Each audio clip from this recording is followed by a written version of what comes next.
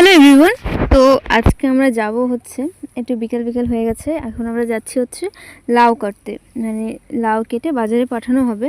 তো তার জন্য এখন আমরা যাচ্ছি, সবাই মিলে যাচ্ছি লাউ কাটতে। যদিও বেশি লাউ হবে না, একটুখানি জায়গা তো তো চলুন আমরা কিভাবে কি করি সেই সবটাই আপনাদের সাথে শেয়ার করব। আর এই লাউটা আজকে কাটবো, আর সেটা বাজারে যাবে কিন্তু কালকে সকালে, মানে আজকে সন্ধেবেলায় গাড়ি আসবে, সেই গাড়িতে চাপানো হবে লাউ, আর তারপর কাল সকালে বাজারে যাবে। তো আমি একটা কাস্তে নিয়ে চলে এসেছি। আর এই লাউ কাটাটা একটু কষ্টকর, কারণ নিচু হয়ে হয়ে লাউটা কাটতে হয়, প্লাস খুঁজতে হয় কোথায় লাউ আছে, সেটা নিচু হয়ে হয়ে দেখতে হয়। অনেকে লাউয়ের মাছে অনেকটা বড় করে, মানে লম্বায় অনেকটা উঁচু করে। তো উঁচু হলে কী হয়, দাঁড়িয়ে দাঁড়িয়ে সেটা দেখা যায়, কাটতেও সুবিধা হয়। কিন্তু আমাদের এইখানকার মানুষেরা এরকম নিচু নিচুই করে, আর এরকম নিচু হয়ে হয়ে দেখতে হয়, খুঁজতে হয়। আর আমাদের লাউ গাছও সেরকম ভালো হয়নি, মানে সে কোনোভাবেই মানে কিছুই ভালো হয়নি। সিম লাগিয়েছে সেটাও ভালো হয় না, আর লাউ তাই, কারণ আমার বাবা ছিল না বাড়িতে, সেরকমভাবে কোনো যত্ন করতে পারেনি। আর যতটুকু হয়েছে তা আমার কাকা আর জেঠু দেখে করেছে, যেটুকু সেটুকু হয়েছে। আর বাবা নিজে থাকলে, মানে নিজে করতে পারলে সেটা একটু ভালো হতো, কিন্তু আমার বাবা 2 মাস তো ছিলই না বাড়িতে। তো যাই হোক, যা হয়েছে এই অনেক।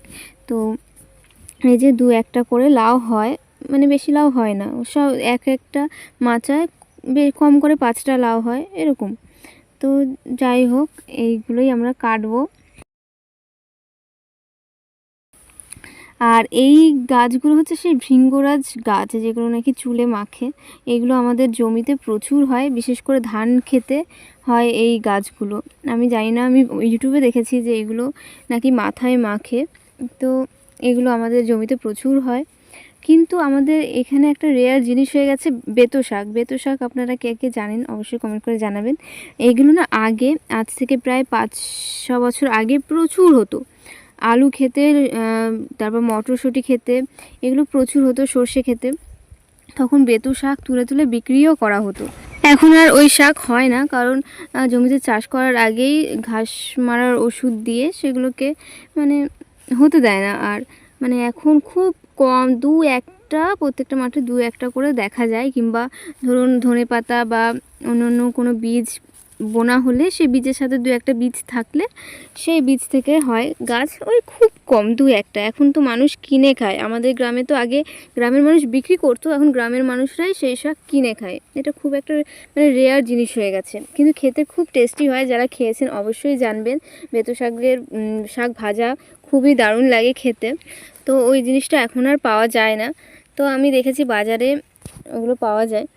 আর এই গল্প করতে করতে আমার অনেকগুলো লাউ কাটা হয়ে গেছে। আর আমাদের প্রত্যেক বছরই এই লাউ চাষ করা হয়। এই বছর তো কম চাষ করা হয়েছে, অন্যান্যবার আরও বেশি করা হয়।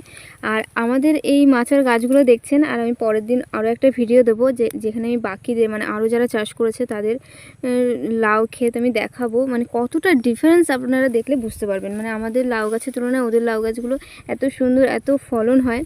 আমি পরের ভিডিওতে দেখাবো, মানে গোটা মাঠ ঘাট ঘুরে দেখাবো প্রত্যেকটা সবজি, মানে আমাদের শীতে কি কি চাষ করা হয় আমাদের গ্রামের জমিতে, সেই সবটাই আমি আপনাদের সাথে শেয়ার করব। আর এই যে এটা হলো বেতো শাক, এটা 2-1টা ক্ষেতের মধ্যে দেখা যায়, কিন্তু সেগুলো 2-1টা শাককে তো আর খাওয়া যাবে না, সেগুলো খাওয়া হয় না।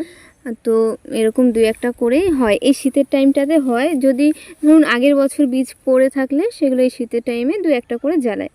আর এইখানটাতে লাগানো হয়েছে শশা, এটা আমাদের নয়, এটা পাশের জমিতে চাষ করা হয়েছে শশা। আর শশা গাছগুলো এত সুন্দর হয়েছে, আর প্রচুর পরিমাণে শশা ধরে আছে। আর এই শীতে খুব কম শশা চাষ করা হয়, মানে হয়ই না বলতে গেলে, 2-1টা জমিতে চাষ করা হয়। আর যদি ভালো হয় তো খুব ভালো, নাহলে হয় না, মানে চাষটা হয় না ভালো। যারা খুব যত্ন করে তাদেরই মানে ফলন ভালো হয়। তো গাইস ফাইনালি লাউ কাটা শেষ। বেশি লাউ হয় না আমাদের জমিতে, অল্প কটাই লাউ। তো কিছু করার নেই, এই যে 4-5টা লাউ নিয়ে এখন যাবো বাড়ি। তো টাটা। এখন বাড়ি যাচ্ছি, আমাদের কাজ শেষ। তো কাজ কি, আমি কত কাজই করলাম না গাইস। ওটা তো প্রচুর সরু, কাজ এখনো শেষ হয়নি, একটা লাউ কাটতে হবে।